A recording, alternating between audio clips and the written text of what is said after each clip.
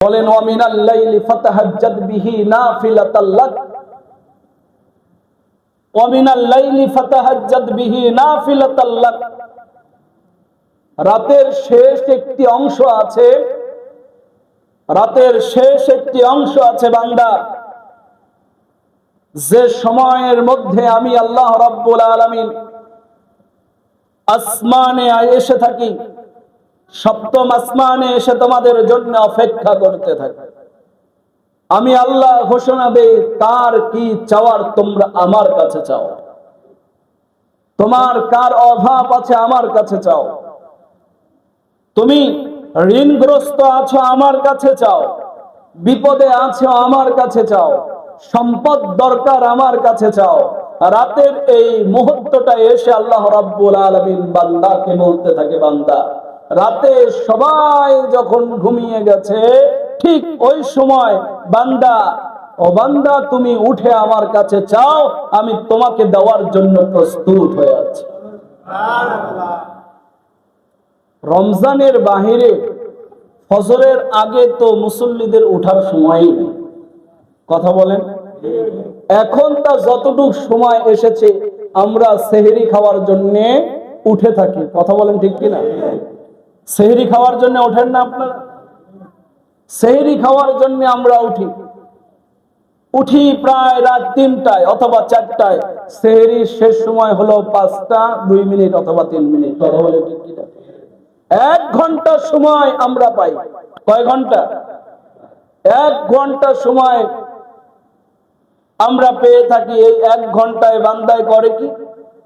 বান্দায় খাবার শেষ করে সুন্দর করে বাড়ির সবাইকে নিয়ে গল্প করতে থাকে,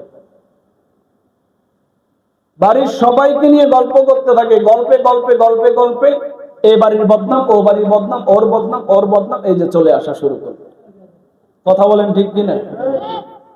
ওই সময়টা খাবার খেয়ে আপনি ইবাদতে মশগুল হয়ে যান। ওই সময়টাই তো হচ্ছে তাহাজ্জুদের সময়। ওয়া মিনাল লাইলি ফাতাহাজ্জাদ বিহি নাফিলাতাল লাক। ওই সময়টাই হচ্ছে তাহাজ্জুদের সময়।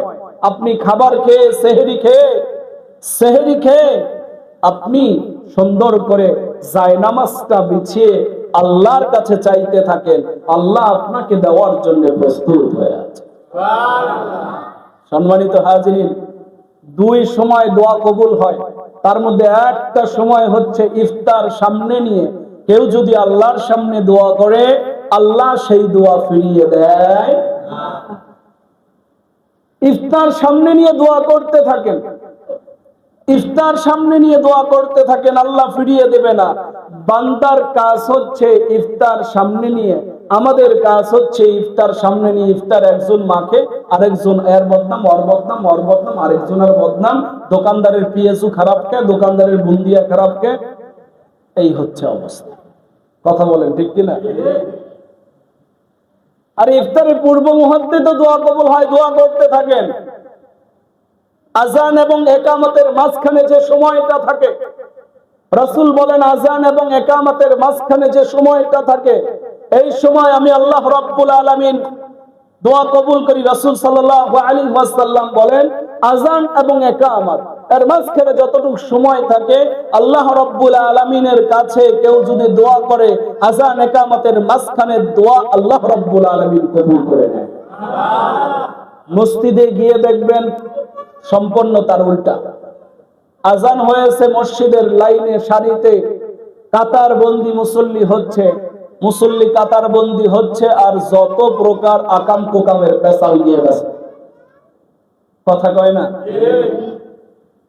যত প্রকার আকাম কোকামের পেশাল নিয়ে ব্যস্ত। অথচ এই সময় দরুদ শরীফ পড়লেও আল্লাহ রাব্বুল আলামিন তার আমলনামায় সওয়াব দেবে কি দেবে না?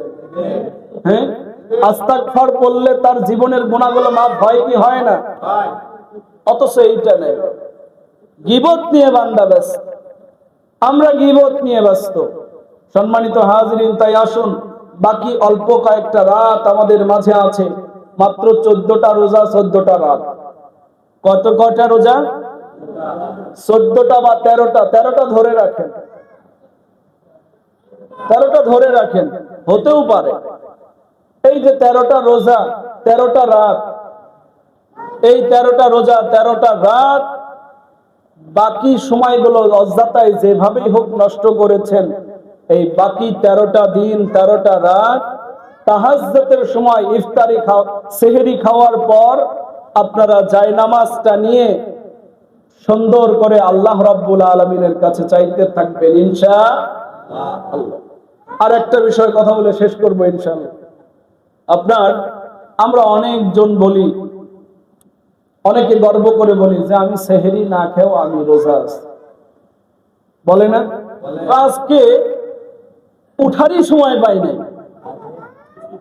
আজকে উঠারই সময় পাই নাই, অমনি না খেয়ে রোজা। ও ওঠারির যদি সময় না পায়, ফজরের নামাজ তার মানে পড়ে নাই। আপনারা কি কথা বোঝেন না?